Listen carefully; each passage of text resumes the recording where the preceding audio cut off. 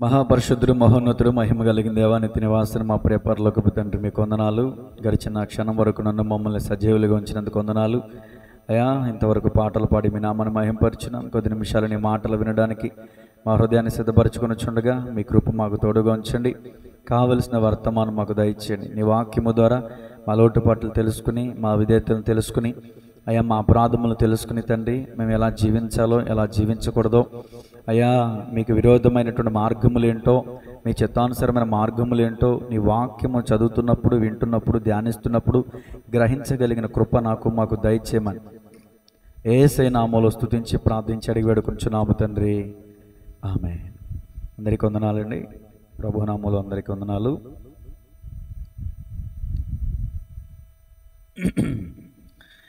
దేవుని యొక్క మహాకృపను బట్టి ఇంతవరకు 26 మంది స్త్రీల గురించి మనం విన్నాం.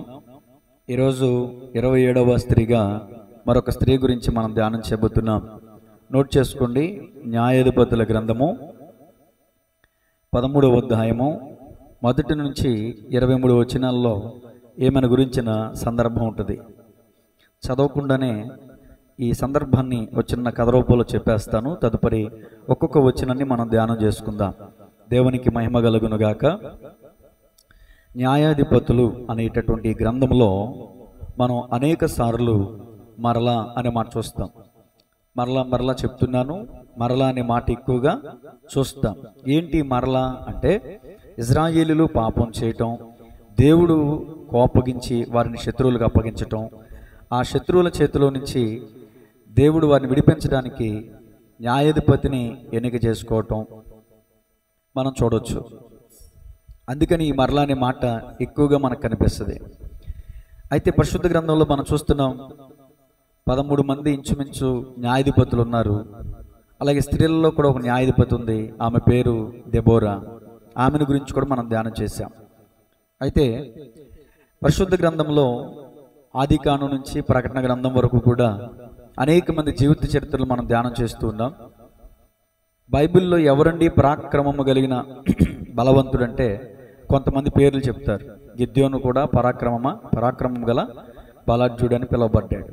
అయితే ఎవరండి బలవంతుడు అని ఆలోచన చేస్తే మారు మాట ఆలోచించకుండా వెంటనే చెప్పేది ఎవరి పేరంటే సంసోను కదండి. సంసోను మహాబలాఢ్యుడు, బలమైన కార్యాలు చేశాడు. ఫిలిస్తీన్ల చేతిలో నుంచి ఇజ్రాయేలును విడిపించడానికి దేవుని చేత ఎన్నిక చేయబడిన ఒక వ్యక్తి. అదేవిధంగా చూస్తే ఈ న్యాయాధిపతుల గ్రంథం 13వ అధ్యాయంలో మనం చూస్తే మనోహ అనే వ్యక్తి కనిపిస్తాడు. తన భార్య పేరు రాయబడలేదు, అంటే సంసోను తల్లి పేరు రాయబడలేదు. గొప్ప గొప్ప స్త్రీల పేర్లు ఎందుకునో పరిశుద్ధ గ్రంథంలో రాయబడలేదు, కానీ వాళ్ళు గొప్ప పనులు చేశారు. దేవునికి మహిమ కలుగును గాక. మనం కూడా కొన్నిసార్లు మన పేర్లు కనిపించకపోవచ్చు, మన క్రియలు దేవుని మహింపరుస్తాయి. దాన్ని బట్టి మనం సంతోషించాలి. మన పేరు చెప్పలేదు, మన పేరు బయటికి రాలేదు అని కొన్నిసార్లు మనం బాధపడతా ఉంటాం. కానీ పేరు పైకి చెప్పనంత మాత్రాన, పేరు పైకి కనిపించినంత మాత్రాన మన క్రియలను బట్టి దేవునికి మహిమ కలుగుతుంది అనే ఆలోచన మనం కలిగి ఉంటే దేన్ని బట్టి మనం సనుగుడు అనేది మన జీవితంలో రాదు. చూసారా, తెబేసు స్త్రీ పట్టణాన్ని ఉద్దేశించి చెప్పారు, షునేమీరాలు పట్టణాన్ని ఉద్దేశించి చెప్పారు. వాళ్ళ పేర్లు రాయబడలే ఎందుకునో, కానీ గొప్ప గొప్ప స్త్రీలు అండి వాళ్ళు. షునేమీరాలు గొప్ప భయభక్తులు కలిగిన స్త్రీ, తెబేసు స్త్రీ పట్టణాన్ని కాపాడుకుంది స్త్రీ. అలా గొప్ప గొప్ప వాళ్ళ పేర్లు కూడా బైబిల్లో రాయబడలేదు కదా. కాబట్టి పేరు కోసం మనం ప్రాకులాడనక్కర్లేదు. దేవునికి స్తోత్రం కలుగును గాక. సరే, నేను చెప్పదగ్గ విషయం ఏంటంటే, మనోహ ఈమెను పెళ్లి చేసుకున్నాడు, కానీ ఆమె గొడ్రాలుగా ఉంది. తదుపరి దేవుని దూత మనోహ భార్యకు ప్రత్యక్షమై, అమ్మా నువ్వు గర్భవతివై కుమారుని కంటావు, నువ్వు ఇలాంటి జాగ్రత్తలు తీసుకో, నీ బిడ్డ నాజీరు చేయబడిన వాడే ఉండాలి, నీ బిడ్డ తల మీద క్షౌరం చేయించొద్దు, మంగళకత్తి వేనేయొద్దు అని కొన్ని జాగ్రత్తలు చెప్పి వెళ్ళిపోతారు. ఆ సంగతి అంతా తన భర్తకి చెప్పుద్ది. ఆ భర్తకు కూడా ఆశ కలిగిద్ది, కోరిక కలిగిద్ది. మరలా ఒకసారి ప్రభువా మమ్మల్ని దర్శించవా అని ప్రార్థన చేస్తాడు. ఆ ప్రార్థన చేసినప్పుడు మరలా దూత ప్రత్యక్షమవుతాడు. ఎవరికి? మనోహ భార్యకి. అప్పుడు కూడా భార్య పక్కన భర్త లేడు. వెంటనే భర్త దగ్గరికి పరిగెత్తుకుంటూ వెళ్ళి భర్తని, అయ్యా మనం చెప్పాను కదా దైవజనుడు ఇట్లా కొన్ని విషయాలు చెప్పాడని, ఆయన వచ్చాడు అంటే ఆ భార్య తన వెంట పెట్టుకుని భర్తను తీసుకుని వెళ్తుంది. అయ్యా నీవేనా నా భార్యతో మాట్లాడిన వ్యక్తివి అని చెప్పినప్పుడు అవును నేనే. ఏమిటయ్యా మరి పుట్టిన బిడ్డకి మేము ఏం చేయాలి అని చెప్పేసి అడుగుతాడు. నేను నీ భార్యకి చెప్పినవన్నీ కూడా జాగ్రత్త వహించాలి అని చెప్తాడు. అప్పుడు సరేనయ్యా నీ పేరేమని అడిగితే అది చెప్పశక్యము కానిది అని దూత చెప్తారు. తర్వాత వీరిద్దరూ కలిసి దహనబలి అర్పించినప్పుడు ఆ దహనబలిని అంగీకరిస్తాడు దేవుడు. ఆ యెహోవా దూత అగ్నిజ్వాలల నుంచి ఆరోహణమైనప్పుడు వాళ్ళిద్దరూ సాగిలపడి నమస్కరిస్తారు. అయ్యో మనం దేవుడిని చూసామే, దేవుడిని చూసిన నరుడు బ్రతకలేడు కదా, మనం బ్రతకం అని భర్త చెప్పినప్పుడు ఆ భార్య అంటది కదా, మనం చచ్చిపోయే లెక్కైతే దేవుడు జరగబోయే సంగతులు మనకెందుకు ఉద్దేశించి చెప్తాడు, మనం అర్పించిన ఆ దహనబలి దేవుడు ఎందుకు అర్పిస్తాడు అని వివేకము కలిగి తన భర్తకి సానుకూలంగా విషయాలు తెలియజేస్తుంది. ఆ దూత చెప్పినట్టే ఆ తల్లి బిడ్డకి జన్మనిస్తుంది. ఆ బిడ్డకి సంసోను అనే పేరు పెడతారు. ఆ సంసోను దేవుని నామ మహిమార్థమై వాడబడతారు. ఇది జరిగిందంతా ఈ 13వ అధ్యాయంలో ఉన్నదంతా ఒక చిన్న కథ రూపంలో చెప్పేశాను. భార్యాభర్తలు ఉన్నారు, ఆ భార్యకి పిల్లలు లేరు, గొడ్రాలుగా పిలువబడుతుంది. దూత ప్రత్యక్షమై నీవు గొడ్రాలవు, నువ్వు కుమారుని అంటావు అని ప్రత్యక్షమై దూత చెప్పాడు. ఆ ప్రకారంగా వాళ్ళిద్దరూ కూడా జాగ్రత్తలు తీసుకున్నారు. బిడ్డ పుట్టాడు. దేవునికి స్తోత్రం. ఇందులో మనం నేర్చుకోవాల్సిన అంశం ఏంటి అసలు? మనోహ భార్య. ఏమండి ఈరోజు మన వాక్య ధ్యానాంశం మనోహ అనే మాటకు అర్థం ఆదరణ. ఏంటండి? ఆదరణ అని అర్థం. కొంతమంది పేర్లు మీకు అర్థం అవడం కోసం ఆదరణ అనే మాట ఎందుకు పెట్టారు బైబిల్ పండితులు అంటే, ఫర్ ఎగ్జాంపుల్ యేసుదాసు ఒంటి పేరు, నిత్యం తాగుతూనే ఉంటాడు, మనం ఏం పేరు పెడతాం? సారాదాసు అని పెడతాం. అలా అన్నమాట. అంటే ఈ మనోహర్ అనే పేరుకి ఆదరణ అనే అర్థం ఎందుకు వచ్చిందంటే, తన భార్యకి పిల్లలు లేకపోయినా, తన భార్య ఎన్ని నిందలు అనుభవిస్తున్నా, ఎంత అపనిందలు ఆమె మీద పడుతున్నా, ఈ భర్త అనే మనోహర్ ఎలా ఉన్నాడంటే ఆమెను ఆదరించే వ్యక్తిగా ఉన్నాడు. ప్రతి భర్త మనోహలాగా ఆదరించే వ్యక్తి అయితే బయట నుంచి వచ్చే సమస్యలని, ఎన్ని సమస్యలైనా భార్య తట్టుకుంటుందండి. అవునంటారు కదంటారా?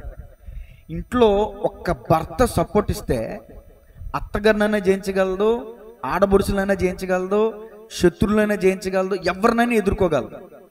ఇంట్లో ఉన్న భర్తే వ్యతిరేకమైతే ఎవరికి చెప్పుకుంటుంది? ఎవరికి చెప్పుకోలేదు. ఇక జీవితం అంతా వాటం పాలే అవుతుందన్నమాట. భర్త, అందుకనే భర్త ఒక్కళ్ళు సపోర్ట్ ఇస్తే చాలు అనుకుంటారు కొంతమంది. దేవునికి స్తోత్రం కలుగునుగా. నేను అంటాను, ఈమెకి చుట్టూ ఉన్న వాళ్ళందరూ నిందిస్తున్నారు, అమ్మాయి నీకు పెళ్ళయింది కానీ నువ్వు గొడ్రాలవి.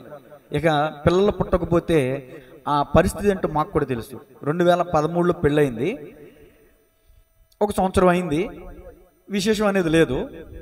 ఒక ఆమె ఉంది, ఏమ్మా విశేషమా అని అడిగితే, శనివారం ఇలాగే ప్రార్థన నుంచి బయటకు వచ్చాం. పాషం గారిని ఒక అమ్మాయి అడిగింది, సహోదరి అడిగింది, చర్చిలో ఉన్న విశ్వాసే, బయట వాళ్ళు కూడా కాదు మళ్ళీ. లేదక్క అని ఏమో సమాధానం చెప్పాను. ఏమోలే మీ అమ్మకి అనేసి అనుకుంటా. ఏముంది అంటే, మా అత్తగారికి 10 సంవత్సరాల వరకు పిల్లలు లేరు. అంటే ఇండైరెక్ట్గా ఏమంటుంది, ఏమనే మీకు కూడా 10 సంవత్సరాల వరకు కలగరేమో.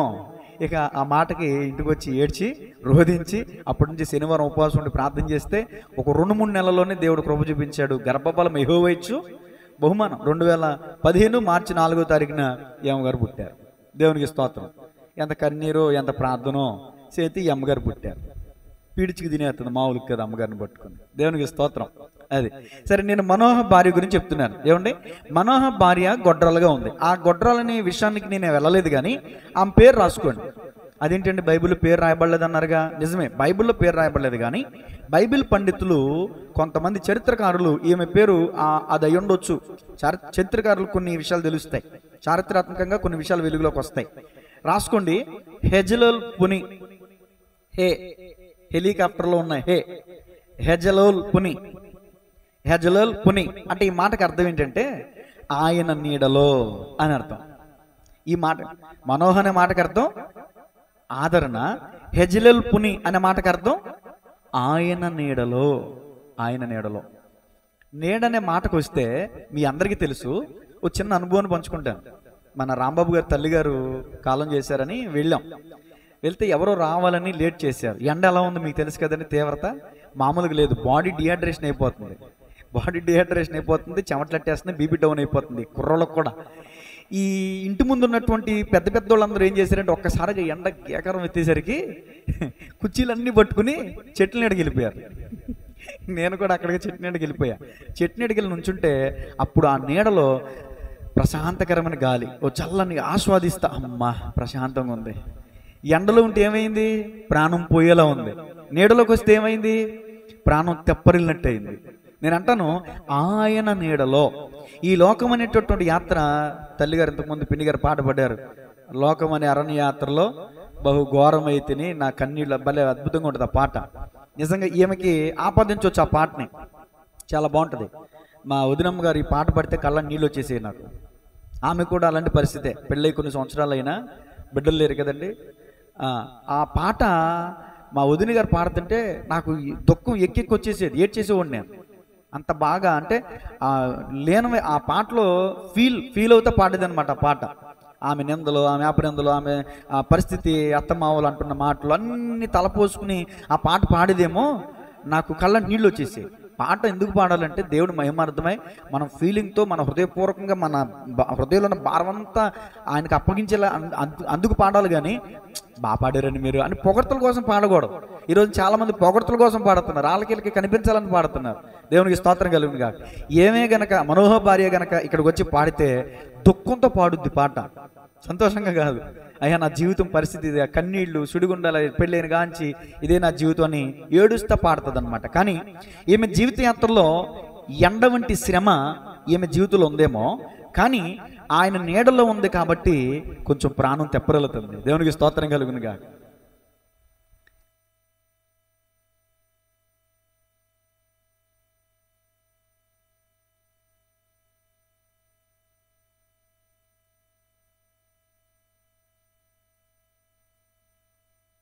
దేవునికి స్తోత్రం కలుగునుగా.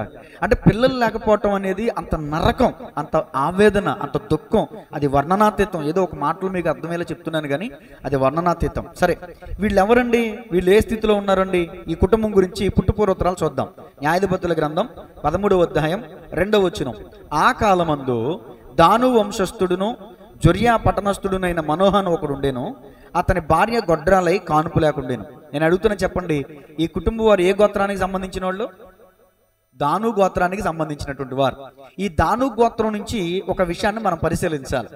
ఈ దాను గోత్రాన్ని బట్టి యాకోబు గారు తన అంటే మరణకాలంలో చనిపోయే ముందు తన బిడ్డలందరినీ పిలిచి ఒక్కొక్క గోత్రం గురించి ఒక్కొక్క మాటను పలికాడు. ఆయన ఒక శుభవచనం పలికాడు. ఏంటో వచనం చూద్దాం, చూడండి. ఆదికాండము 49వ అధ్యాయం 16వ వచనం. ఆదికాండం 49వ అధ్యాయం 16వ వచనం. దాను గురించి ఒక మాట పలికారు.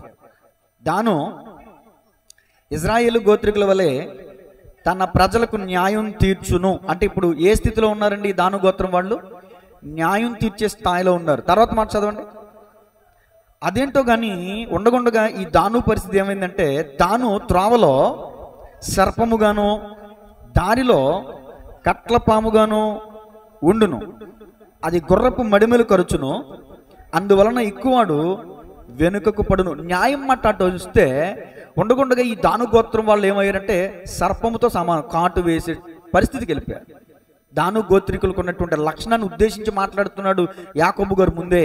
ముందేమో న్యాయం తీర్చే స్థాయిలో ఉన్నారు, తర్వాత కట్లపాము అంటే స్థాయిలోకి వెళ్ళారు. ఉండగుండగా క్రమేపీ న్యాయాధిపతుల గ్రంథం వచ్చేసరికి ఏ స్థితిలోకి వెళ్ళారో చూడండి. న్యాయాధిపతుల గ్రంథం 18వ అధ్యాయం 30వ వచనం. అంటే గోత్రం గురించి చెప్తున్నాను, ఈ గోత్రం యొక్క ఉనికి గురించి చెప్తున్నాను. 18:30. అమ్మ, దానీయులు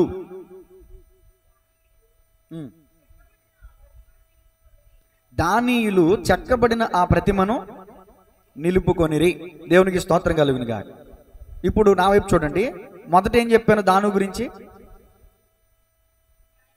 న్యాయం తెచ్చును, తర్వాత సర్పం, తర్వాత చెక్కిన ప్రతిమలను నిలబెట్టుకునే స్థాయికి వెళ్ళిపోయారు. చెక్కిన ప్రతిమలను నిలబెట్టుకునే స్థాయికి వెళ్ళారు. జీవము కలిగిన దేవుణ్ణి సేవించడం విడిచిపెట్టి, ఆత్మస్వరూపైన దేవుణ్ణి ఆరాధించడం విడిచిపెట్టి చెక్కిన ప్రతిమలను నిలబెట్టుకునే స్థాయికి వచ్చారు. ఓకే, ఇప్పుడు నేను అంటున్నటువంటి మాట ఏంటంటే, ఈ గిలాదు క్షమించాలి ఈ దాను గోత్రంలో ఉన్నటువంటి వీరి మీదకి దేవుని కృప వచ్చింది. ఇప్పుడు చదువుతున్నాను చూడండి, 2వ వచనం 3వ వచనం. యెహోవా దూత ఆ స్త్రీకి ప్రత్యక్షమై, ఇదిగో నీవు గొడ్రాలవు, నీకు కాన్పు లేకపోయాను, అయితే నీవు గర్భవతి కుమారుని కందువు. నేను ఇక్కడ ఒక మాట చెప్పాలనుకుంటున్నాను.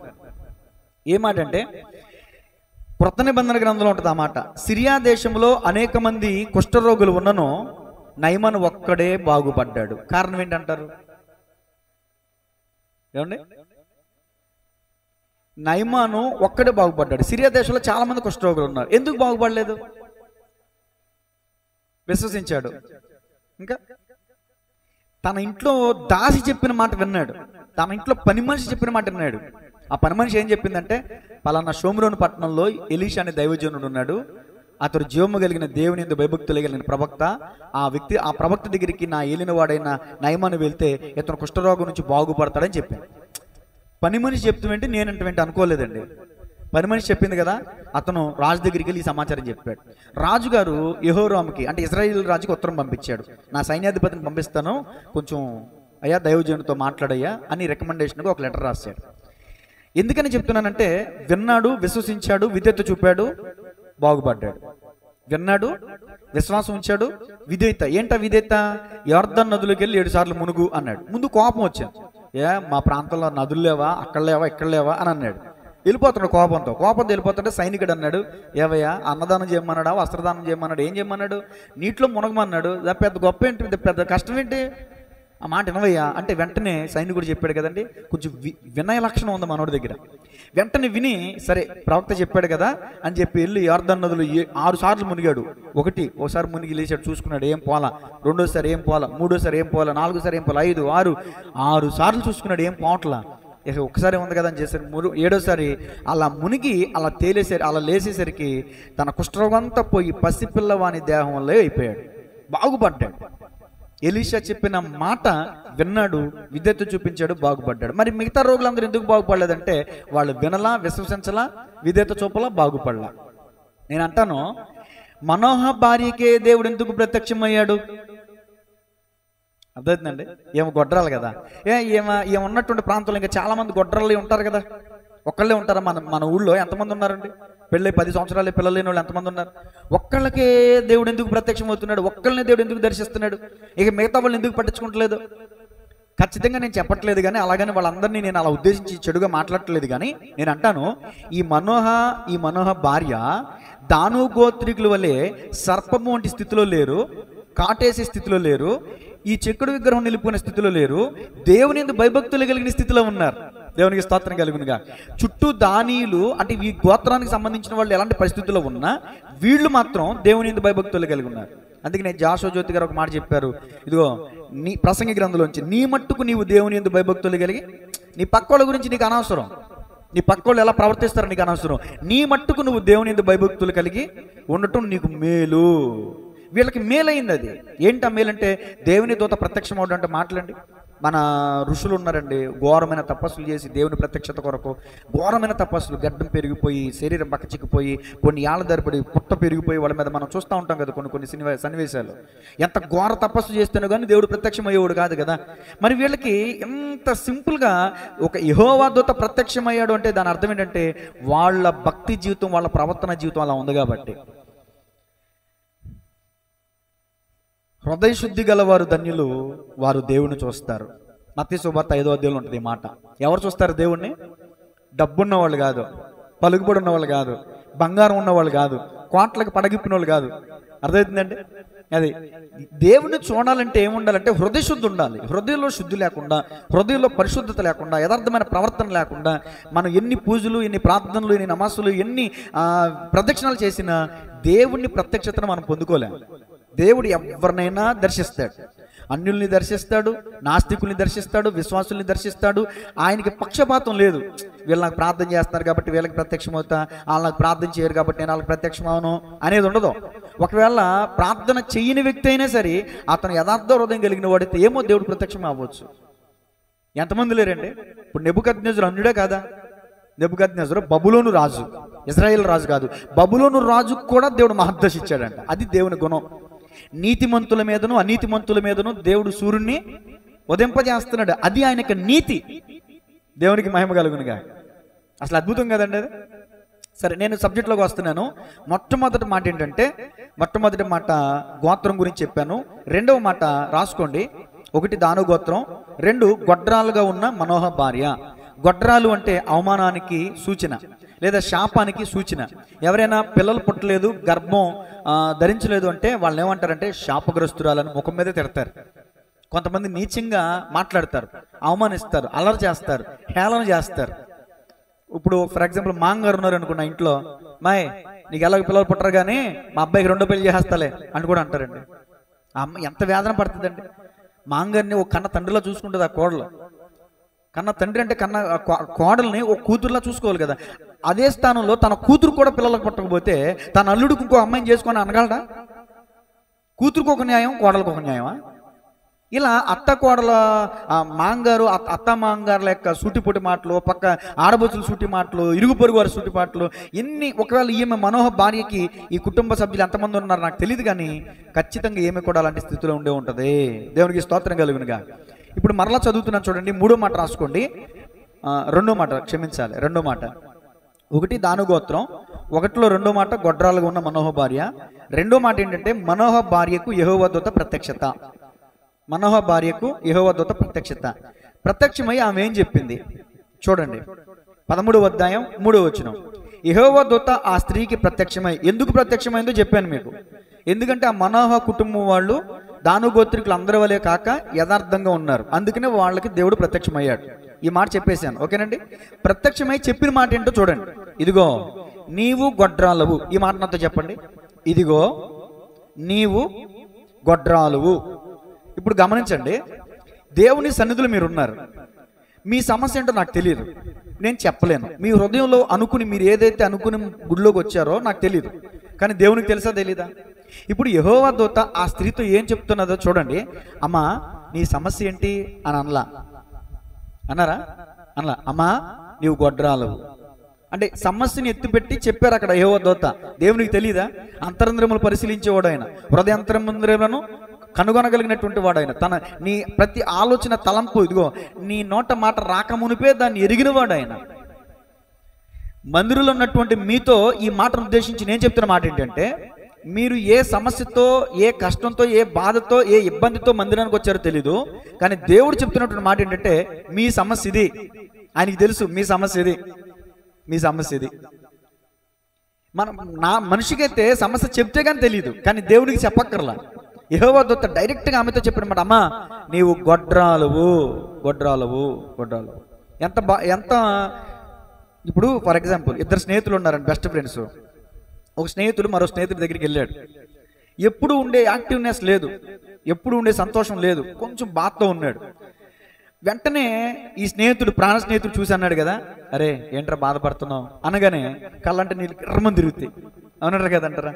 అరే నేను చెప్పకుండా ఎలా కనిపెట్టావరా? అరే నీ స్నేహితుడురా నేను, నువ్వు చెప్పుకోవాలా, నువ్వు చెప్పకపోయినా నీ సమస్య ఏంటో నేను తెలుసుకోలేనంత ఇదినా ఎరా అని చెప్పేసి మాట్లాడు. అప్పుడు ఆ బాధ వర్ణనాతీతం. అలాగే మనం దేవుని మందిరానికి వచ్చాం, దైవజనుల్లో ఉండి డైరెక్ట్గా సూటుగా ఒక్కోసారి దేవుడు మనతో మాట్లాడతాడు.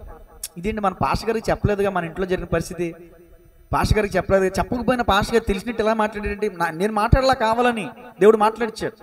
దేవుడు ఎవరికి ఏ మాట అవసరమో ఆయనే తన అభిషక్తుని అభిషేకించి పరిశుద్ధాత్మ దేవుడు మాట్లాడతారు.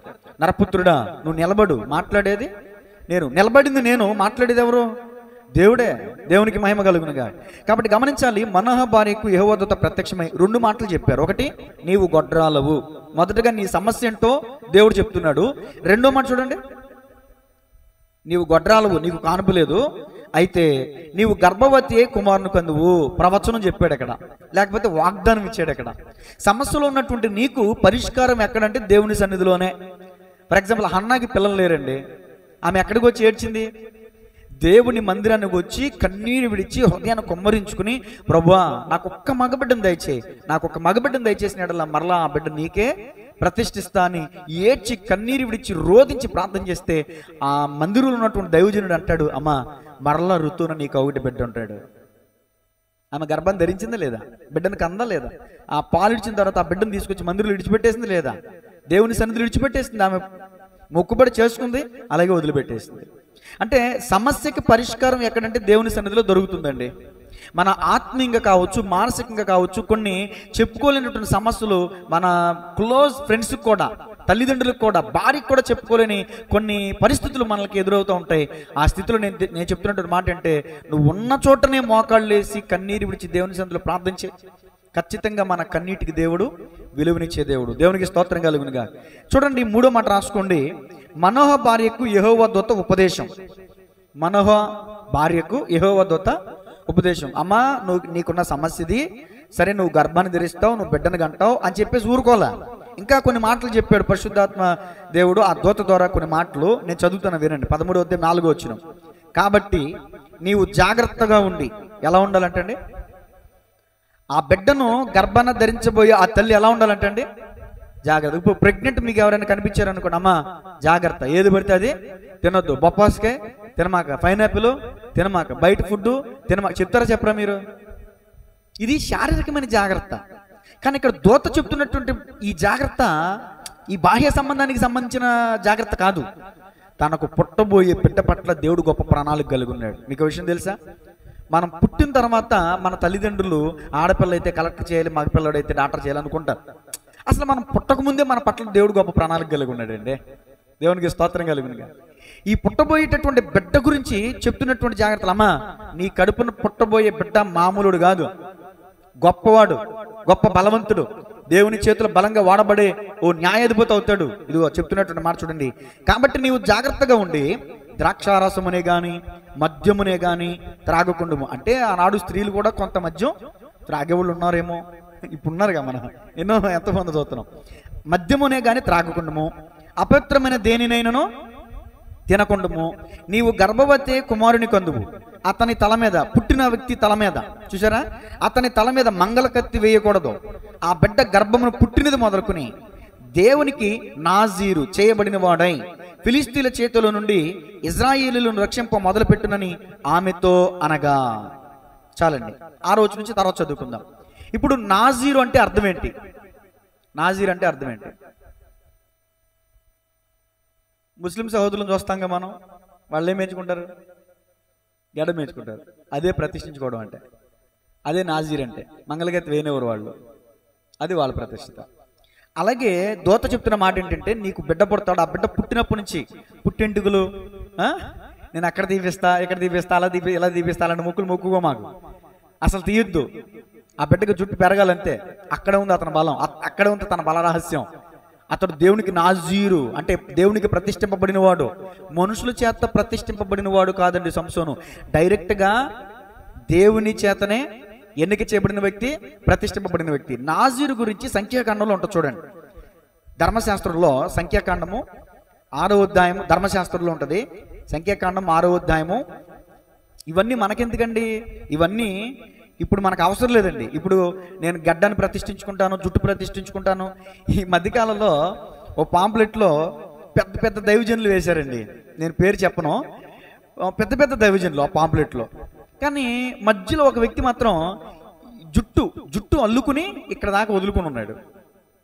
నవ్వుకున్నాను, మళ్ళీ ప్రభు క్షమించి అనుకున్నా. ఏమాత్రం నాకు తెలియదు కదా, కానీ ధర్మశాస్త్రంలో ఈ విధంగా నాజీరు ఉంది కదా అని చెప్పేసి ఇప్పుడు బాహ్యంగా నీ జుట్టును పెంచుకోమని అర్థం కాదు. దీనికి ఆత్మీయ అర్థం చెప్తాను. ఇప్పుడు మనం కూడా దేవుని ప్రతిష్ఠ చేసుకోవాలి. జుట్టు కాదు, వస్త్రాలు కాదు, బాహ్య సంబంధమైన క్రియని దేవుడు కోరుకోడండి. అంతేనండి. కొంతమంది అయ్యా నేను పుట్టింటికి ఇస్తాను, లేకపోతే తలింటికి ఇస్తాను, నా భార్యకి మగబిడ్డ పుడితే నేను నీకు ఇస్తానయ్యా, నీకు మొక్కిస్తానయ్యా అని అంటారు కదా. నేను అడుగుతున్నాను, అమ్మ, అక్క, చెల్లి, తమ్ముడు, అన్న అలా మొక్కుబడి చేసుకునే వాళ్ళతో ఎవరైనా అదే వెంట్రుక అన్నంలో పడితే ఏం చేస్తారండి? ప్లేట్ ఇసరు కొడతారు. భర్త అనుకోండి, ఏమే కళ్ళు కనబట్లా నీకు, కళ్ళు నెత్తిన పెట్టుకున్నావా, ఎక్కడ చూసి వండుతున్నావు వంట అని. మామూలుగా ఆ ఇంటికేమో ఇంత రాదు, ఇంత బోరు వస్తుంది. ఇంటికి ఎవరిదే? అక్కదే. కనబడి అక్కడ నీ పల్లెల్లోనే రావాలా, నా పల్లెల్లోనే రావాలి అని పాప ఆవిడ బాధపడుతుంది. భర్త పల్లెలో వచ్చిన పర్లా, అత్త పల్లెలోకి వెళ్ళిందంటే ఇక రవసే, ఇక నిద్ర ఉండదు. రాత్రి తెల్లవారు సనుక్కుంటమే అత్త. దేవునికి ఇస్తా. ఆ పోరు ఇక మామూలు పోరు కాదు. ఏమండి, ఒక పళ్ళిళ్ళ పడి వెంట్రుక పడితే మనకు అంత కోపం వచ్చేస్తుంది, అంత అసహించుకుంటామే. మనకి పనికిరాని ఎంట్రుక దేవునికి ఎందుకండి? దేవుడు ఎంట్రుకలు ఇమ్మన్నాడా? నీ తలంట్రుకలు ఇవ్వు అన్నాడా దేవుడు? దేవునికి స్తోత్రం. ఏమైనా ఎక్కడుందా బైబిల్లో? నీ హృదయాన్ని ఇవ్వు అని అడుగుతుంటే ప్రభు నీ హృదయాన్నేమో సాతానికి ఇడికిచ్చేసి తలంటికి ఇస్తాలే బాబా తీసుకో. నేను అంటాను, తలంటికలు ఇచ్చేస్తే మళ్ళీ మొలుతీ కాబట్టి తలంటికలు ఇస్తున్నారు కానీ గుండెనివ్వండి. ఈ గుండు కాదు, ఈ గుండె ఇస్తారా? ఇది తీస్తే మళ్ళీ బతకంగా, మళ్ళీ గుండె రాదుగా. ఇది తీస్తే మళ్ళీ మొలుతున్నాయి కాబట్టి ఇస్తున్నారు ఫ్రీ. దానివల్ల మనకు లాస్ లేదు. ఈ గుండె ఇవ్వండి అంత భక్తి పరులు అయితే ఏజ్ రక్తమే చెప్పి అది. ఇప్పుడు దీన్ని ఆధారంగా చేసుకుని ఆ పాంప్లెట్లో ఉన్న దైవజనుడు పెంచుకున్నాడేమో నాకు తెలియదు. దేవుడు నన్ను క్షమించుగాక. నేను ఆ మీటింగ్కి వెళ్ళకూడదు అనుకున్నాను. నేను ఏజ్ రక్తం దైవజనుడిలో మాదిరి లేనప్పుడు ఇంక నేను అక్కడికి వెళ్తాం ఏంటి? అంతే కదండి. మనకు చెప్పే వ్యక్తి మాదిరికరంగా ఉండాలి. ఆ వ్యక్తి మాదిరికరంగా లేనప్పుడు మనం అక్కడికి వెళ్ళి నేర్చుకునేది ఏంటి? ఏజ్ రక్తమే చేయం. ఏదైనా తప్పైతే దేవుడు నన్ను మన్నించుగాక. ఈ విషయాలను ఉద్దేశించి నేను చెప్తున్న మాట ఏంటంటే, ఇప్పుడు తలంటికలు పెంచుకోమని అర్థం కాదు. మరి ఈ నాజీరికి అర్థం ఏంటి చెప్తాను. దాని ముందు అక్షరార్థంగా చదివించి తర్వాత ఆత్మీయ అర్థం చదివిస్తాను. సంఖ్యాకాండం 6వ అధ్యాయం 1 నుంచి 5 వచనాలు. మరియు యెహోవా మోషేకి లాగు సెలవిచ్చాను, నీవు ఇశ్రాయేలు తిట్లను పురుషుడే గాని స్త్రీయే గాని యెహోవాకు నాజీర్ అగుటకు. ఆ మాట కింద ఏమందండి? నాజీర్ అంటే అర్థం ఏంటి? ప్రత్యేకంగా ఉండాలని అర్థం. దేవునికి స్తోత్రం. ప్రత్యేకత, ఈ మాట గుర్తుపెట్టుకోండి. ఎవరైనా మొక్కుకొని తను తాను ప్రత్యేకించుకొని ఎడల వాడు ద్రాక్షారస మద్యములను మానవలెను, ద్రాక్షారపు చెరకనేను మద్యపు చెరకనేను త్రాగవలదు, ఏ ద్రాక్షారసమైనా త్రాగవలదు, పచ్చివి కానీ ఎండివి కానీ ద్రాక్ష పండు తినవలదు. అతడు ప్రత్యేకంగా ఉండి దినములను పచ్చికాయలే కానీ పైతోలే కానీ ద్రాక్షవల్లిని పుట్టినదేది తినవలదు. అతడు నాజీరగుటకు మొక్కుకొని దినవలన్నింటిలో మంగళకత్తి అతని తల మీద వేవలు. ధర్మశాస్త్రంలో ఏదైతే ఉందో అయ్యే విషయాలు యాస్టిస్గా దూత మనోహ భార్యకు చెప్పడాన్ని మనం చూస్తున్నాం. అప్పుడు వాళ్ళు నెరవేర్చాలి. మంగళకత్తి వేయకూడదు, జుట్టు ఎదగనివ్వాలి. ఇది దేవుడు చెప్పినటువంటి, అంటే ఎవరైతే ప్రత్యేకించుకుంటారో ప్రతిష్ఠించుకుంటారో వాళ్ళు ఈ పని చేయండి అని ధర్మశాస్త్రంలో ఉంది. ఈ విషయం అక్షరార్థం. అక్షరం చంపును ఆత్మ జీవింపచేయును అని వాక్యం చెప్తుంది. అక్షరం ఏం చేస్తుందంట? చంపును ఆత్మ జీవింపచేయును. ఇప్పుడు దీనిలో ఉన్న ఆత్మీయ సత్యం చదువుతాం చూడండి. 1 పేతురు 2:9. పేతురు గారు రాసిన మొదటి పత్రిక 2వ అధ్యాయం 9వ వచనం. బైబిల్ తెరుతూ ఉంటే అప్పుడప్పుడు ఇలా దేవుని బహుమానాలు బయటపడతా ఉంటాయి. కొన్ని సందర్భాలు బైబిల్ తెరవక దేవునికి స్తోత్రం. బాబాయ్ గారు అలసిపోయినట్టున్నారు ఈ రోజున. చదవండి అమ్మా. అయితే మీరు చీకటిలో నుండి ఆశ్చర్యకరమైన తన వెలుగులోనికి మిమ్మల్ని పిలిచిన వాణ్ణి గుణాతిశయములను ప్రచురము చేయు నిమిత్తము ఏర్పరచబడిన వంశమును, రాజులైన యాజక సమూహమును, పరిశుద్ధ జనమును, దేవుని సొత్తైన ప్రజలునై ఉన్నారు. నా వైపు చూడండి. ఇప్పుడు మనందరూ ఒకప్పుడు ఎప్పుడు ఎక్కడున్నాం? చీకట్లో ఉన్నాం, లోకంలో ఉన్నాం. ఏమండి? వ్యర్థముగా జీవించాం. క్రీస్తు పిలుపునందుకుని దేవుని ప్రేరేపణను బట్టి మనం మనసు మార్చుకుని, హృదయాన్ని మార్చుకుని, దేవుని తట్టు తిరిగి వ్యర్థమైన వాటిని విడిచిపెట్టి ఏమండి దేవుని వెంబడిస్తున్నాం. ఇప్పుడు మనం ఎవరు అంటే ఏర్పరచబడిన వారము 1. 2 పరిశుద్ధ జనము, యాజకులము. ఇంకెన్నున్నాయి అక్కడ? ఏర్పరచబడిన వంశము, ఇంకా రాజులైన యాజక సమూహం, పరిశుద్ధ జనమును, దేవునికి సొత్తైన 4 మాటలు ఉన్నాయండి ఇక్కడ. 1 మనం ఇప్పుడు ఎవరు? ఏర్పరచబడిన వారు. 2 యాజక సమూహం. 3 పరిశుద్ధ జనం. 4 దేవుని సొత్తు. ఇప్పుడు మనం ఎలా ఉండాలంటే ప్రత్యేకంగా ఉండాలి. ఇప్పుడు మీరు నేను ఎలా ఉండాలంటే నాజీరు చేయబడిన వారుగా ఉండాలి. ఇప్పుడు నేను ఒకప్పుడు మహా డ్రింకర్ని చెప్తున్నాను, ఫ్రాంక్గా ఒప్పుకున్నాను. అసలు నా తల్లికి కూడా తెలియదు, నిజంగా చెప్తున్నాను. కల్దిండిలోనో, ఆ భీమవరంలోనో, ఆ గుడివాడలోనో, ఇక్కడ అన్నమాట మా సెట్టింగ్లో. ఏసు రక్తమయ్యం. దేవుడు క్షమించుగాక. ఇదే గొప్ప అతిశయంగా చెప్పట్లేదు కానీ సిగ్గుపడే చెప్తున్నాను నేను. ఒకప్పుడు ఫుల్ డ్రింకర్ని. ఆ పేర్లు చెప్పకూడదు, పేరు చెప్తే మళ్ళీ అతిశయపడినట్టు. అన్ని గుర్తుంటాయి, పనికిమల్లో అన్ని గుర్తుంటాయి, పనికొచ్చి గుర్తుంటాం మనకి. దేవుని స్తోత్రం. ఆ బ్రాండ్లు కూడా గుర్తున్నాయి. అంటే అంత ఎడిట్ అయిపోయినట్టు మన త్రాగుడికి, ఈ ధూమపానానికి, ఈ ప్యాకెట్లు ఏంటంటే ఈ డ్రగ్స్ ప్యాకెట్లకి. అంటే ఇప్పుడు వచ్చే డ్రగ్ కాదండి. అప్పుడు 5000 మానిక్ చందు డీలక్స్ ప్యాకెట్లు ఉండేవి. ఇప్పుడైతే ఈ డ్రగ్స్ కూడా మన కోరికలకు కూడా వచ్చేసినాయి. అంటే ఈ పొడుచుకునే డ్రగ్స్ ఏసు రక్తమయ్యం. దాకా వెళ్ళదులేండి. ఇక్కడికి వచ్చేసరికి దేవుడు 2 దెబ్బలు కొడితే అవన్నీ వదిలేసి దేవుని దగ్గరికి వచ్చాం. ఇప్పుడు ఒకప్పుడు నేను చీకట్లో ఉన్నాను, ఒకప్పుడు మొత్తులో ఉన్నాను, ఒకప్పుడు వ్యసనాలకు లోబడిపోయి ఉన్నాను, ఒకప్పుడు వ్యర్థమైన పాపిష్టి జీవితాన్ని జీవించేవాడిని. దేవుడు తన కృప ద్వారా నన్ను దర్శించాడు, దేవుడు తన ప్రేమను తెలియజేశాడు. చిచ్చి, దేవుడు నా కోసం ప్రాణం పెట్టి నా కోసం ఎంతగా ఆయన కొరడ దెబ్బలు తిని నా కోసం అన్ని గాయాలు పాలై నా శిక్ష అంతటిని ఆయన భరించిన తర్వాత నేను ఎందుకు ఈ పాపాన్ని నేను ఇంకా కలిగి జీవించాలని ఆ పాపని విడిచిపెట్టేశాను. ఇప్పుడు నేను ఎవరిని? దేవుని సొత్తు. ఇప్పుడు నేను ఎవరిని? ఒక యాజకుడిని. ఇప్పుడు నేను ఎవరిని? పరిశుద్ధపరచబడిన వాడిని. ఇప్పుడు నేను ఎవరిని? ఏర్పరచబడిన వాడిని. ఇప్పుడు అప్పుడు చేసినట్టుగా మద్యం తాకూడదు, మత్తుకి వ్యసనాలకి నేను లోను కాకూడదు, కొన్ని అపవిత్రమైన ఉంటే తినకూడదు. మన నాజీరు అంటే ప్రతిష్ఠిత, నాజీరు అంటే ప్రతిష్ఠిత, ప్రత్యేకంగా ఉండాలి, ప్రత్యేకంగా ఉండాలి. లోకములో ఉన్నటువంటి వారు జీవిస్తున్నటువంటి జీవితానికి, మన జీవితానికి ఓ ప్రత్యేకత కనిపించాలి. ఒక్క మాట చెప్తాను వినండి. పేతురు గారు అపోస్తుల కార్యాలు 2వ అధ్యాయం 42వ వచనంలో ఏం చెప్పారంటే, మూర్ఖులకు ఈ తరము వారికి వేరై, రక్షణ బాగుందండి, ముగింపులోకి వచ్చేస్తున్నాను. మూర్ఖులకు ఈ తరం వారికి వేరై, వేరై. ఇక్కడ ఈ వేరే అనే మాట మీకు అర్థం అవ్వాలంటే, సముద్రంలో నుంచి బయటికి వేరు తీస్తారు. ఏంటిదండి? ఉప్పును వేరు చేస్తారు. సముద్రంలో ఉప్పు పనికొస్తుందా? సముద్రం నీరు పనికొస్తుందా? అసలు దాహానికి పనికొస్తుందా? పనికిరాదు.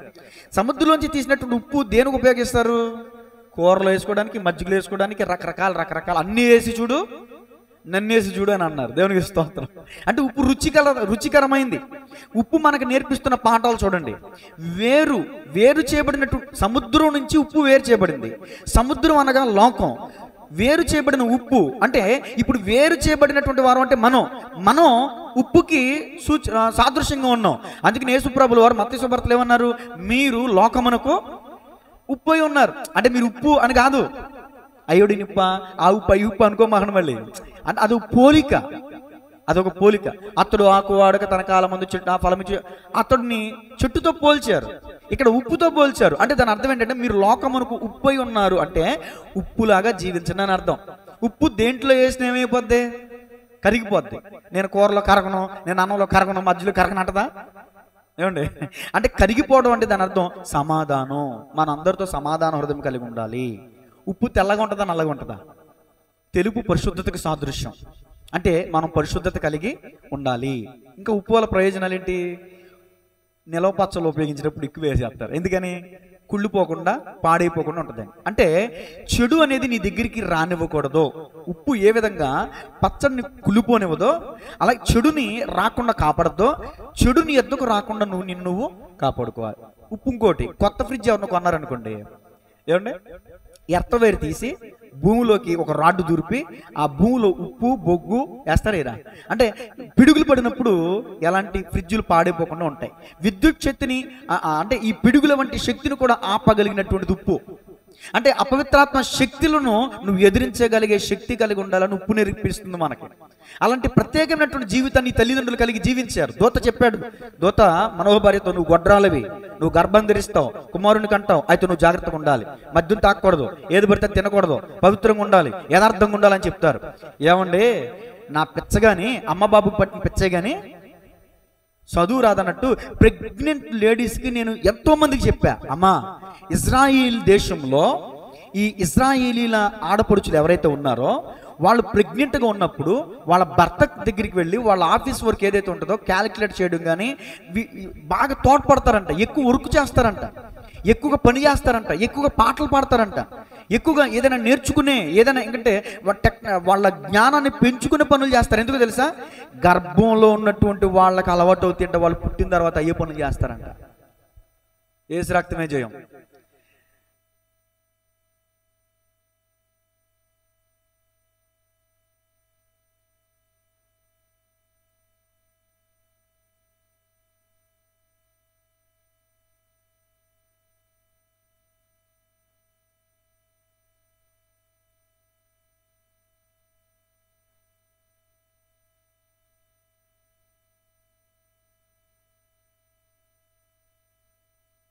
అది మనం దాంట్లో నీతి మనం తెలుసుకోవాలి, నేర్చుకోవాలి, స్వీకరించాలండి.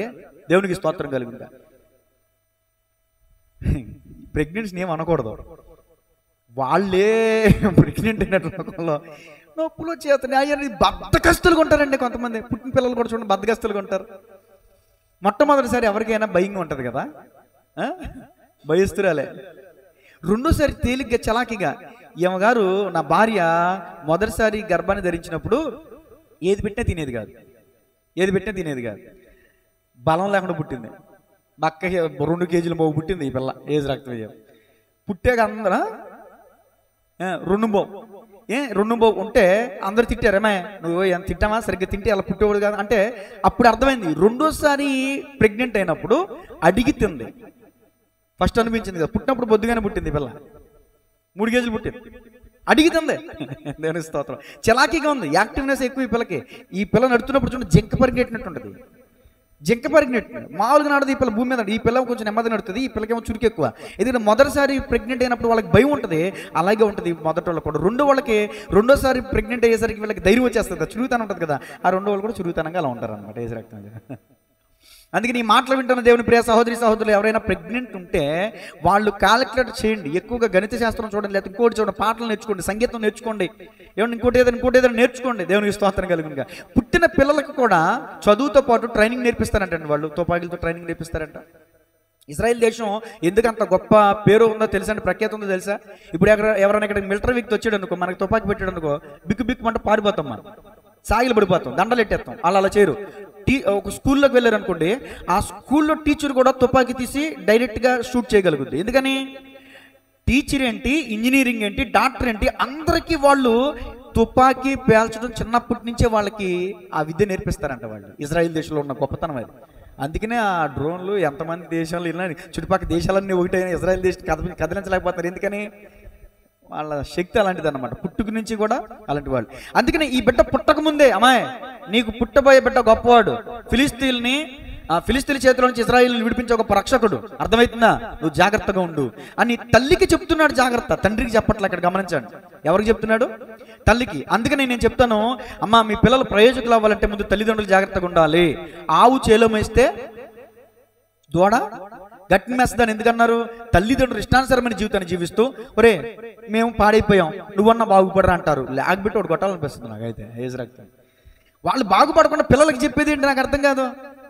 ఇప్పుడు నేను ఒక పని చెప్తాను, అందరూ నా వైపు చూడండి. మీ అందరు కుడి హస్తాలు పైకి ఎత్తండి, అందరు కుడి హస్తాలు పైకి ఎత్తండి. ఇంకో కొంచెం దించండి, ఇలా పెట్టండి. నా చేతిని చూస్తున్నారా? ఇలా పెట్టారా? అలా తీసుకొచ్చి మీ నుదుటి మీద పెట్టండి. ఇది నుదుట.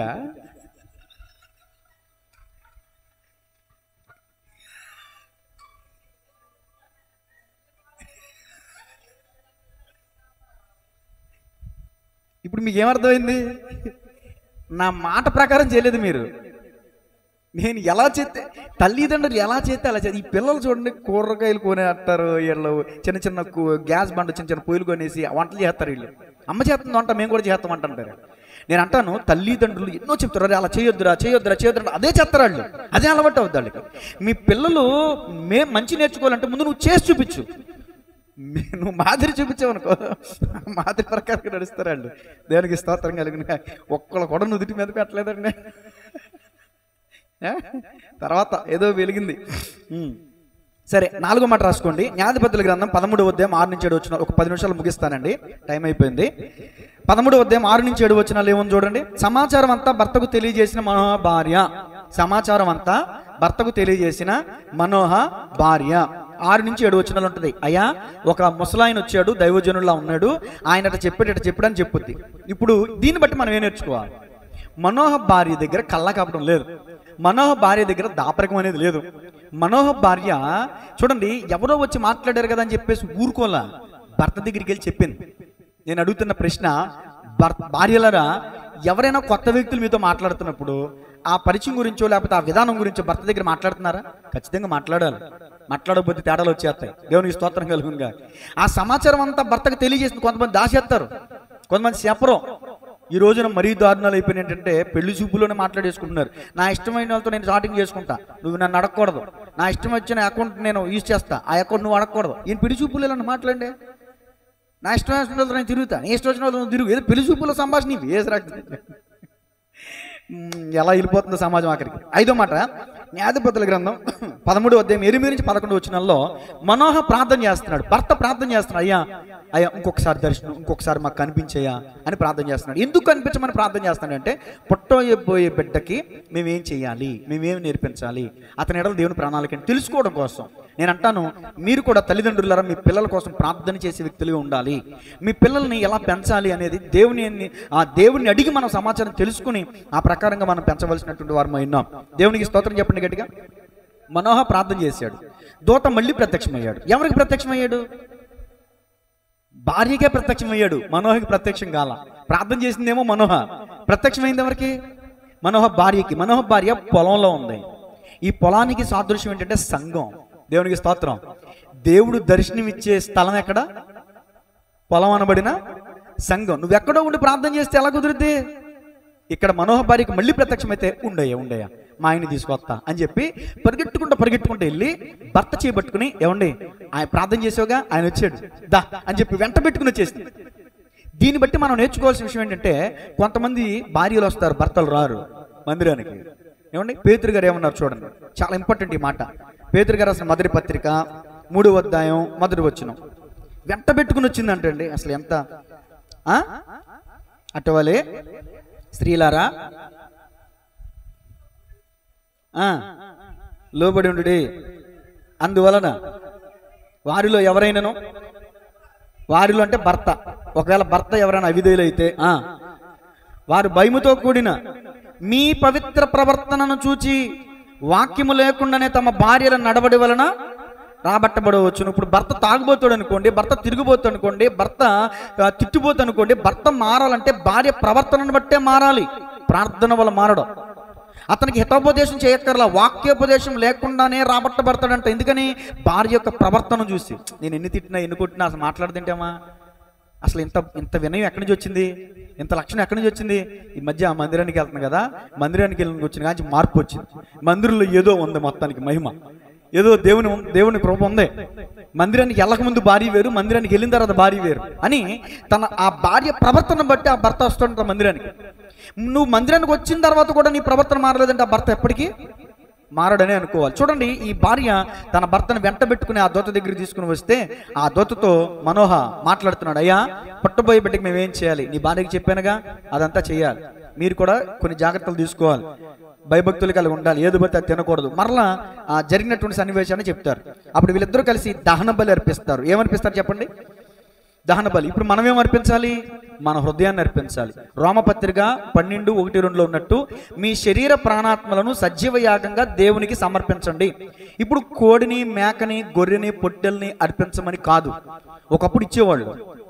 ఒకప్పుడు గువ్వని, పావురాల్ని, ఏమంటే పేదోళ్ళు అనుకోండి పావురాన్ని తీసుకెళ్లి బలి ఇచ్చేవాళ్ళు, ఉన్నవాళ్ళు అనుకోండి గొర్రెని, పొట్టేలు తీసుకెళ్లి బలి ఇచ్చేవాళ్ళు. బైబిల్ గ్రంథం ధర్మశాస్త్రం నిండా ఇదే. లేవియకాండం ప్రాయశ్చిత్తముల గ్రంథం. లేవియకాండంలో ఎవరైనా ఏదైనా పాపం చేస్తే నువ్వు కోడిని తీసుకురా, నువ్వు పొట్టేలు తీసుకురా, ఆ గొర్రె మీద వాళ్ళందరూ చేతులు ఉంచాలి, చేతులుంచి ప్రార్థన చేయాలి, తర్వాత దాన్ని ఖండించాలి, తర్వాత దాన్ని అగ్నితో పెట్టి కాల్చాలి. ఇది అప్పుడు పాపం నుంచి పరిహారం అవుద్ది. ఇది ఎప్పుడు వరకు? యేసు ప్రభులు వారు ఈ భూమి మీదకి వచ్చి మన కోసం చనిపోక ముందు వరకు జరిగింది. ఇప్పుడు ఇవన్నీ ఇప్పుడు యూదులందరూ బలులు ఇచ్చారు కదండి, నా మాట వినండి, యూదులందరూ బలులు ఇచ్చారు కదా. ఈ బలులన్నీ ఒక నీడ లాంటివి, సూచన అంతే. నిజ స్వరూపం ఎక్కడుంది? యేసు ప్రభులో ఉంది. ఇప్పుడు నేను గొప్పనా, నా నీడ గొప్పదా? నిజ స్వరూపం గొప్ప. ఈ ఛాయ అప్పుడు అర్పించిన బలులకు సాదృశ్యం.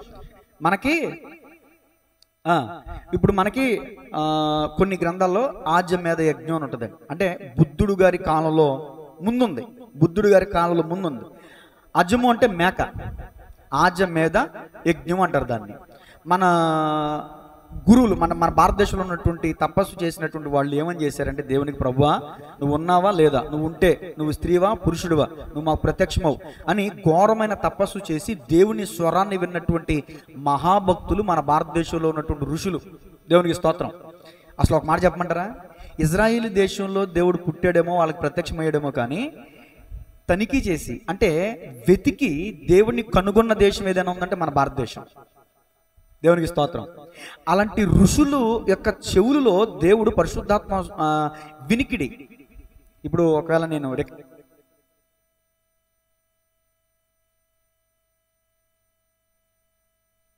మనమేమన్నామంటే వాక్యము అన్నాం.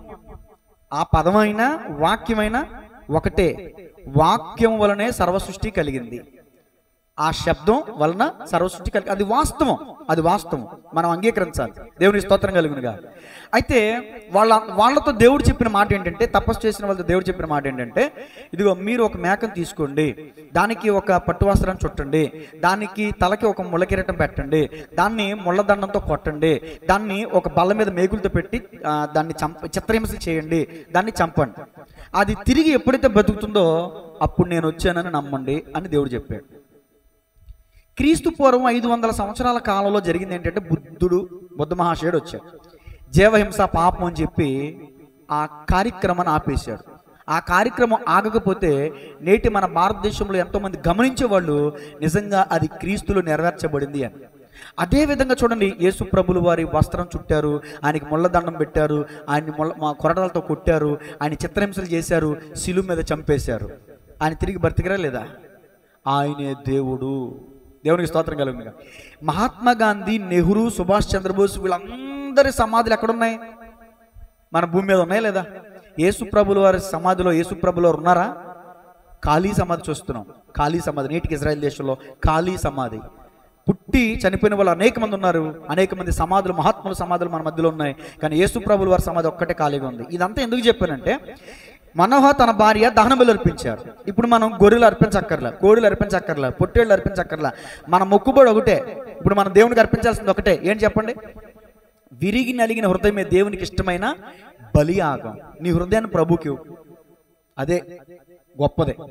అదే విరిగి నలిగిన మనసుని ఆయన అలక్ష్యం చేసేవాడు కాదంట. ఆఖరిలోకి వచ్చాను. తర్వాత వివేకముతో ప్రత్యుత్తరం ఇచ్చిన మనోహ భార్య. ఆఖరి మాట రాసుకోండి, ముగించేస్తాను. వివేకముతో ప్రత్యుత్తరం ఇచ్చిన మనోహ భార్య. ఇప్పుడు దహనబలి అర్పించినప్పుడు అగ్నిజ్వాలలో నుంచి యెహోవా దూత ఆరోహణం అయిపోయారు పైకి. యెహోవా దూత పైకి వెళ్ళిపోతుంటే అమ్మో అని చెప్పి వెంటనే సాగిలిపడి, ఒక మనిషి సర్వసాధారణమైన మనిషి అనుకున్నారు వాళ్ళు. దేవుడు మనిషి రూపంలో కూడా ప్రత్యక్షం అవుతాడు. మీకు తర్వాత ఇస్తాను నేను కోటింగ్. దేవుడు ఎందుకు చెప్పమంటారా? యేసు ప్రభులో చనిపోయిన తర్వాత ఎమ్మాయి దారిలో శిష్యులకు ప్రత్యక్షమయ్యాడు మారు వేషంలో. నీ రూపంలో ప్రత్యక్షం అవ్వచ్చు, నా రూపంలో ప్రత్యక్షం అవ్వచ్చు, దేవుడు చెప్పలేం. ఈ మాటలు బట్టి చెప్తున్నాను నేను. దేవునికి స్తోత్రం కలుగునుగా. తీరా అగ్నిజ్వాలలో బడి వెళ్ళిపోతుంటే మనం దేవుని చూసాం బాబోయ్ అని చెప్పి సాగిలి పడిపోయి నమస్కారం చేసి ఆ భర్తకి భయం వేసేసి అంటాడు భార్యతో, మనం చచ్చిపోతాం.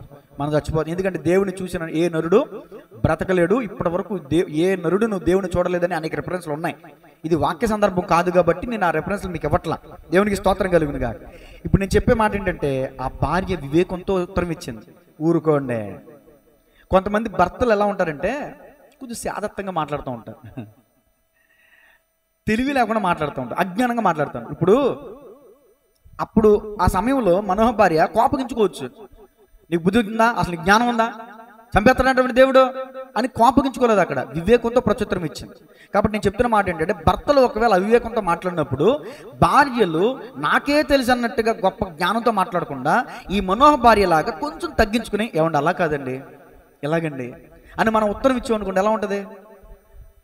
భర్తకు లోబడాలి కదా, విధేయత చూపాలి కదా.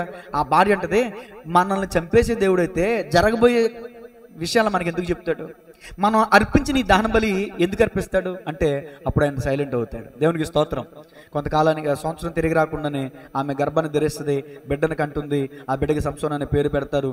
ఆ సంసోను దేవుని చేతిలో బలమైన పాత్రగా అవుతాడు. ఓ బలవంతుని కన్న తల్లి మనోహ భార్య.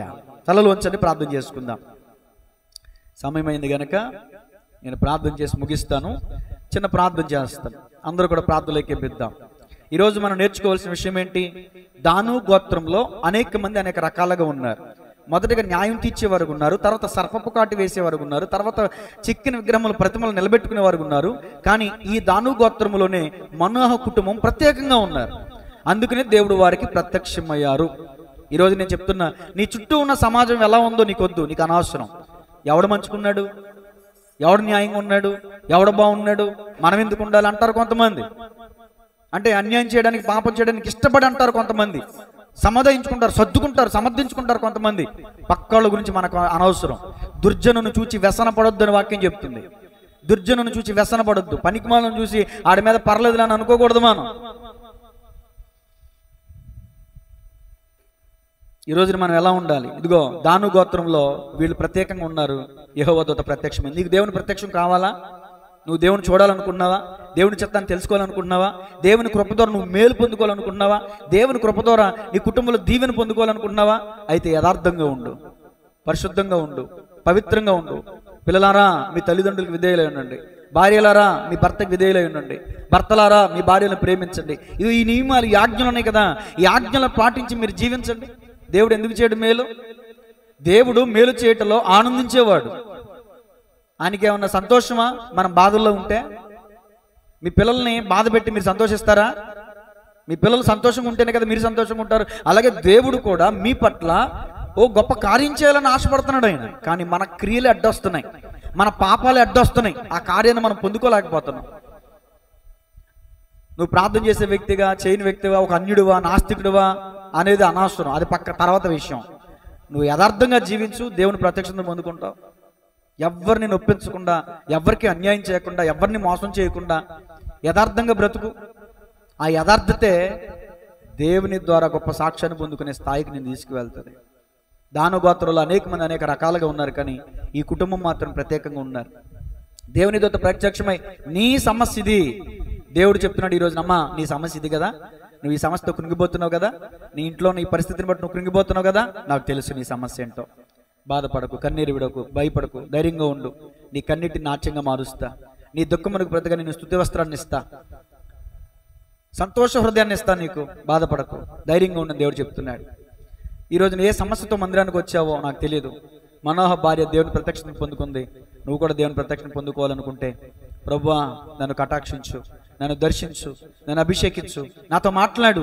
నువ్వు మాట్లాడితే నాకు విడుదలయ్యా, నువ్వు మాట్లాడితే నాకు స్వస్థత అయ్యా, అయ్యా నువ్వు మాట్లాడితే నా ప్రాణం తెప్పరిల్లుతుందయ్యా, అయ్యా నువ్వు నన్ను తాకితే చాలు ప్రభువా, అయ్యా నాలో ఉన్న భారం అంతా తొలగిపోతుందయ్యా, నన్ను ఒక్కసారి తాకయ్యా. నన్ను ఒక్కసారి 2 సార్లు దర్శించాడు మనోహ కుటుంబాన్ని యెహోవా దూత, 2 సార్లు. ముగింపులోకి వస్తున్నాను, ఒక 5 నిమిషాలు ముగిస్తాను. అందరూ ప్రార్థన చేద్దాం, అందరం కలిసి ప్రార్థన చేద్దాం. ప్రభువా నన్ను దర్శించు, ప్రభువా నన్ను దర్శించు. పిల్లలు బాగుండాలంటే, పిల్లలు దీవించబడాలంటే తల్లిదండ్రులు జాగ్రత్తగా ఉండాలి. తల్లిదండ్రులు తప్పు చేస్తే ఆ తప్పు దేవుడు పిల్లల మీద వేస్తాడు. ఆ తల్లిదండ్రులు చేసిన తప్పుకి శిక్ష పిల్లల మీద పడుతుంది. ఎన్నో సాక్ష్యాలు ఉన్నాయి బైబిల్లో, చెప్పడానికి సమయం లేదు. ఆకాను పాపం చేశాడు, ఆకాను పిల్లలను కూడా రాళ్ళతో కూడా చంపేశారు. గెహాజీ తప్పు చేశాడు, గెహాజీ పిల్లలకు కూడా కుష్టి వచ్చింది. పిల్లలకే కాదు, తరతరాలకి కుష్టి వచ్చింది. అందుకని తల్లిదండ్రులారా జాగ్రత్తగా ఉండండి. మీ పిల్లలు ప్రయోజకులు అవ్వాలంటే మీరు జాగ్రత్తగా ఉండండి. ఈరోజు దేవుడు హెచ్చరిస్తున్న మాట ఇది. దేవుడు చెప్తున్న మాట, మీ పిల్లలు బాగుండాలి, సుఖంగా ఉండాలి, సుఖ సంవత్సరంతో గడుచు సంవత్సరములు వారు చూడాలి, నెమ్మదిగాను సుఖముగాను వాళ్ళ బ్రతకాలి. వాళ్ళ బ్రతుకుని వెళ్ళబొచ్చాలంటే తల్లిదండ్రులారా మీరు ఒకరిని ఉసురు పెట్టొద్దు, ఒకరిని అన్యాయం చేయొద్దు, ఒకరిని మోసం చేయొద్దు. ఒకవేళ మీరు చేశారా అది మీ పిల్లల ఒడిలో వేస్తాడు దేవుడు.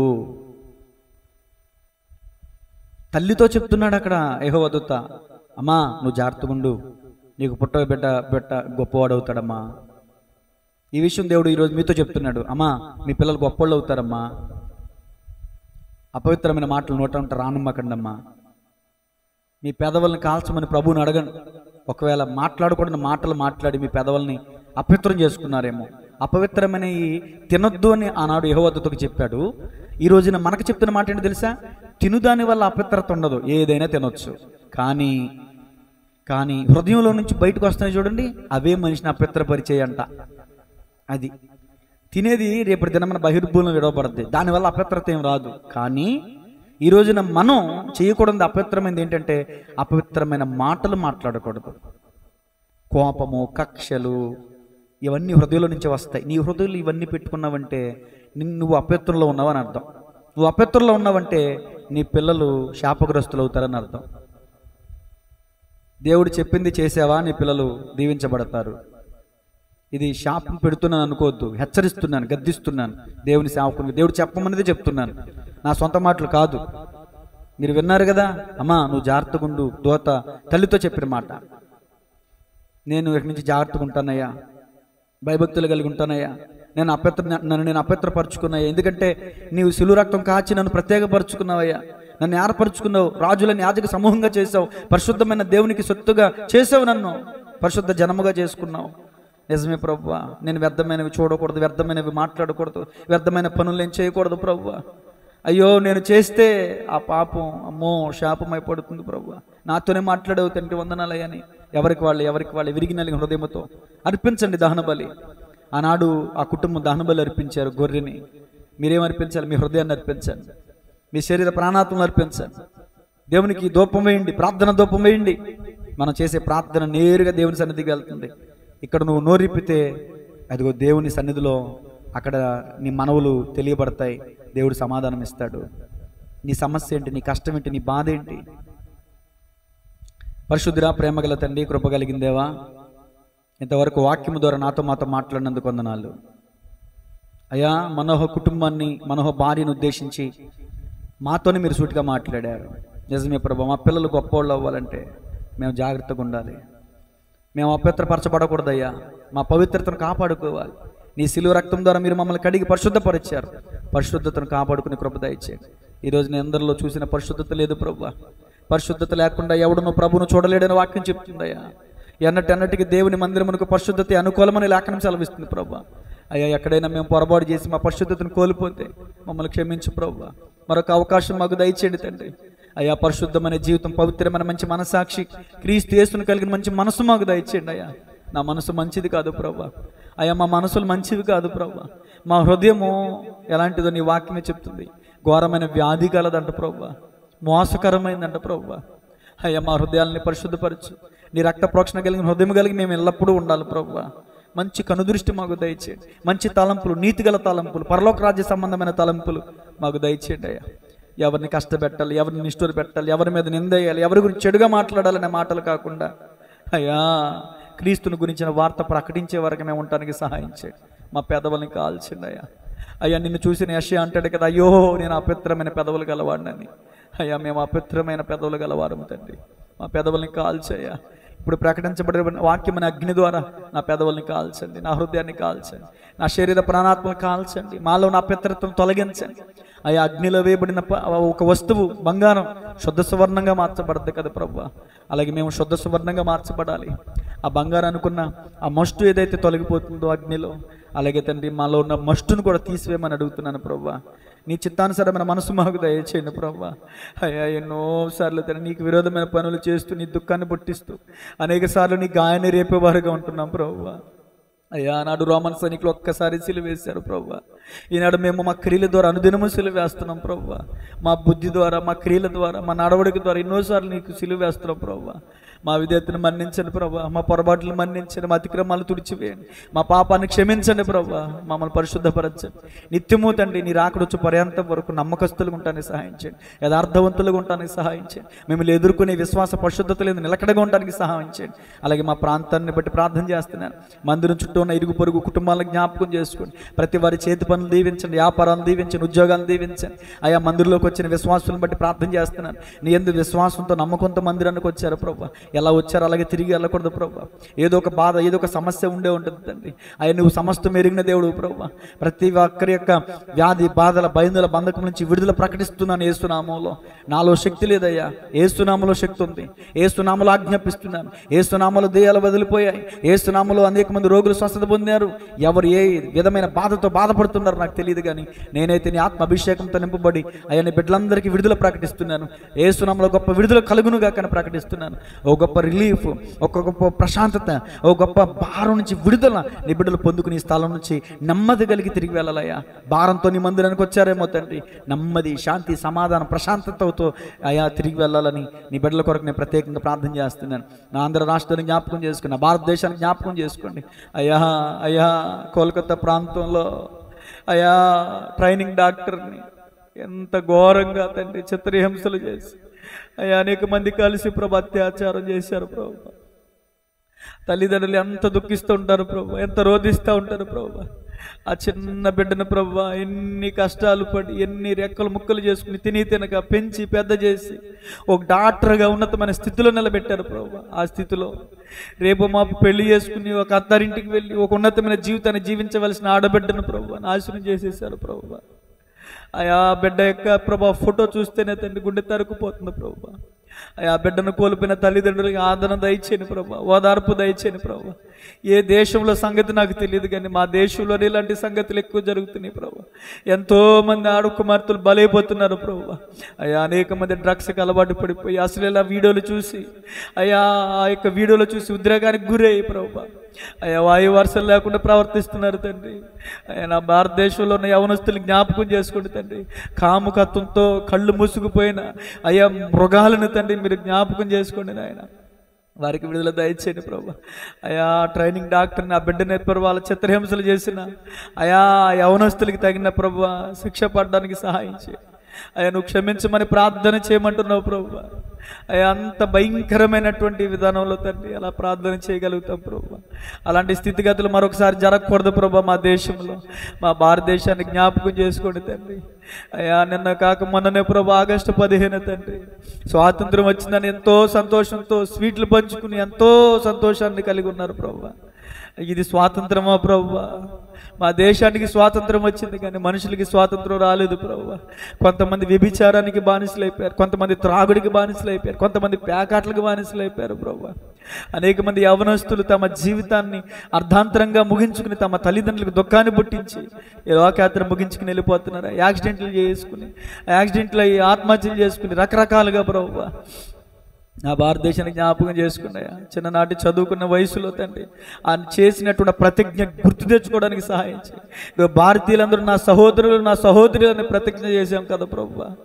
ప్రతిజ్ఞను మర్చిపోయేదండి మృగాల కంటే భయంకరంగా ప్రవర్తిస్తున్నారు. మృగాలే సాధువులుగా తయారవుతున్నాయి ప్రభు ఈ రోజున. కానీ మనుషులు తండ్రి భయంకరంగా మృగాల కంటే హీనంగా ప్రవర్తిస్తున్నారు ప్రభు.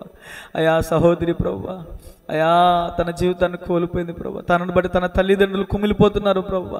అయా నీ సేవకునిగా కుటుంబం కొరకు ప్రార్థన చేస్తున్నారు. ఓదార్పు దయచేయండి, ఆదరణ దయచేయండి, వాళ్ళ గుండెలను ధైర్యపరచు ప్రభు.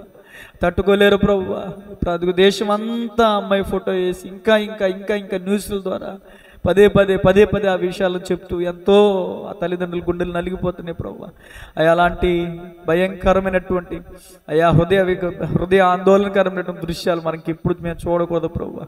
అలాంటి సంఘటనలు మా దేశంలో జరగలేదు ప్రభు. అయా ప్రతి ఒక్కరిని మీరు జ్ఞాపకం చేసుకుని ఇంకా చట్టాలను ప్రభు ఇంకా స్ట్రిక్ట్ చేయడానికి సహాయం చేయండి తండ్రి. నా భారతదేశాన్ని కాపాడండి ప్రభు. మా దేశంలో మహారక్షణ కలగజేవాడు నీవే తండ్రి. దేశంలో మహారక్షణ కలగజేవాడు ఆయనే వాక్యం చదివిస్తుంది. ఈరోజు నీ బైబిల్ గ్రంథం వల్లే కదా ప్రభా అనేక మంది క్రూరులు దుర్మార్గులు అయా అనేక మంది ఉన్మాదులు తండ్రి సాధువులుగా మారిపోయారు. ఈ బైబిల్ గ్రంథం వల్లే కదా ప్రభా. నా భారతీయులందరూ కూడా వాక్యాన్ని చదివేవారు ఉంటారని సాయించండి. బైబిల్ కాల్ చేస్తున్నారు ప్రభు ఒక పక్కన, బైబిల్ని తగలబెట్టేస్తున్నారు ప్రభు ఒక ప్రక్కన తండ్రి. వారిని కూడా క్షమించయ్యా, వారిని కూడా క్షమించండి. కొంతమంది సేవకులు అమ్ముడుపోతున్నారు ప్రభా మతోన్మాదులకి. అయ్యా భయంకరమైన దృశ్యాలు చూస్తున్నాం ప్రభా. దుర్దినాల్లో మేమున్నాం, చెడు కాలంలో మేమున్నాం, అపాయకరమైన కాలంలో మేమున్నాం ప్రభా. నా దేశాన్ని రక్షించాయా, నా దేశాన్ని రక్షించు ప్రభా. మా ప్రాంతాన్ని రక్షించాయా, మా గ్రామాన్ని రక్షించాయా. యవనస్తుల్ని జ్ఞాపకం చేసుకోండి తండ్రి. భయంకరమైన వ్యసనాలతో అయ్యా అలవాటు పడిపోయినటువంటి వారికి విడుదల దయచేయండి ప్రభా. యేసునామములో సంఘంతో కలిసి ప్రార్థన చేస్తున్నాం ప్రభా. రోగులు ఉన్నారయ్యా, క్యాన్సర్ పేషెంట్లు, HIV పేషెంట్లు, రకరకాల బ్లడ్ ఇన్ఫెక్షన్ పేషెంట్లు, కిడ్నీ ఇన్ఫెక్షన్తో, హార్ట్ స్ట్రోక్తో అయా ఇదిగో మైండ్ ప్రభా, మెదడు ప్రభా అయా స్ట్రోక్తో ఎంతోమంది తండ్రి అయ్యా ఎంతోమంది బలైపోతున్నారు ప్రభు. అయా ఏలూరు తండ్రి ఫనీ గారు ఈ రోజున అయా సహోదరి దెబ్బోరా గారు తండ్రి తన కుటుంబం కొరకు ప్రార్థించమని కోరారు. అయా మరి తన మరదలు గారు ప్రభు అయా మరి హార్ట్ స్ట్రోక్తో చనిపోయారు ప్రభు. ఇంటర్మీడియట్ పిల్లలు ఉన్నారు ప్రభు. ఆ కుటుంబానికి జ్ఞాపకం చేసుకోండి. ఆ బాప్తీసం తీసుకున్నాడు ప్రభు. అయా ఆమె తండ్రి లోకయాత్ర ముగించుకుని వెళ్ళిపోయారు తండ్రి. తన కుటుంబానికి ఆదరణ దయచేయండి. ఎంతోమంది ప్రార్థన వినపాలు ప్రభు మా కొరకు ప్రార్థించిన అందరినీ ఒకవేళ మేము మర్చిపోయి నాకు క్షమించను ప్రభు. అయ్యా ఎవరైతే బలహీనులుగా ఉన్నారో నాకు జ్ఞాపకం చేసుకుని కృష్ణదాతిని జ్ఞాపకం చేసుకుని అయ్యా నీరుడి ఇన్ఫెక్షన్ నుంచి విడుదల దయచేయండి ప్రభు. సంపూర్ణమైన ఆరోగ్యాన్ని దయచేయండి ప్రభు. వెంకటలక్ష్మి గారిని జ్ఞాపకం చేసుకోండి తండ్రి. నీ ఆ గాయమంది రాష్ట్రం ముట్టి బలపరిచినందుకు వందనాలు, స్వస్థత ఇచ్చినందుకు వందనాలు, ఆరోగ్యం ఇచ్చినందుకు వందనాలు, ఆయుష్ని ఇచ్చినందుకు వందనాలు ప్రభు. అయా వెన్నుపోస్తూ అయా మరి బ్యాక్ పెయిన్తో బాధపడే వాళ్ళు ఎంతోమంది ఉన్నారు తండ్రి. రకరకాల థైరాయిడ్ సమస్యలు, రకరకాల షుగర్లు, బీపీలు, రకరకాల వ్యాధులు ప్రభు.